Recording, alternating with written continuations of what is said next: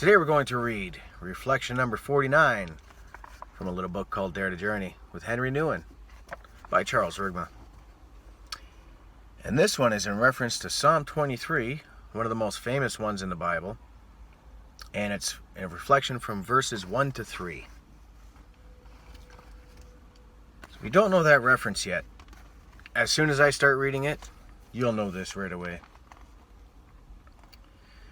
The Lord is my shepherd, I shall not want. He maketh me to lie down in green pastures. He leadeth me beside still waters. He restoreth my soul. He leadeth me in the path of righteousness, for his name's sake.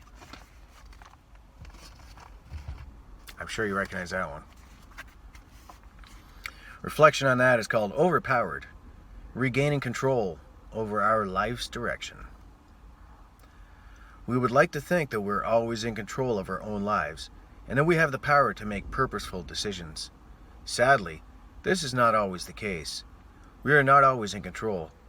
Sometimes our circumstances seem to rule our lives much more than our own decisions. Sometimes the consequences of previous unfortunate decisions plague us in the present, and frequently the demands of the present and the pressures of the moment dominate our lives. We can feel overpowered.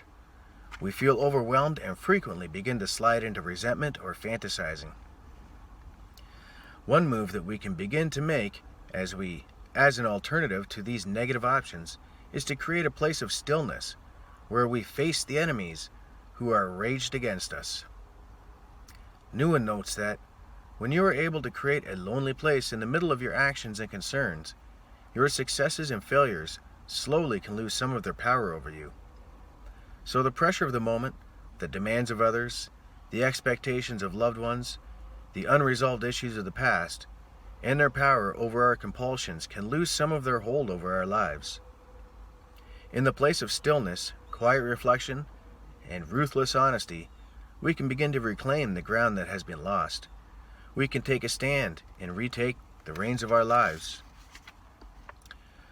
We do this not by willing that things be different, nor by fretful prayer, nor by plotting plans to escape.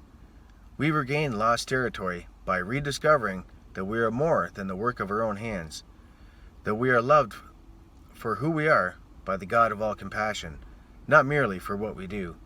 And, by creating space for ourselves, we can gain new perspective on the pressures and demands that we experience, and so can begin to plot a new course for our lives. Yeah, it sure is very hard a lot of times to get out of the moment, especially if it's got us down, because the negativity can really grasp onto you and have a tight grip on you, and it doesn't want to let go. There's a reason for that. And our past, whether good or bad, will catch up to us. I'm sure you can all attest to that. But it really doesn't have to be who you are, because your past is not who you are. It definitely helps shape who you are, but it doesn't have to keep you there. You're not cemented in your past. So keep that in mind. Let me know your thoughts. Let's end this one with the Lord's Prayer, as always. Our Father, which art in heaven, hallowed be thy name. Thy kingdom come, thy will be done, in earth as it is in heaven. Give us this day our daily bread, and forgive us our debts, as we forgive our debtors.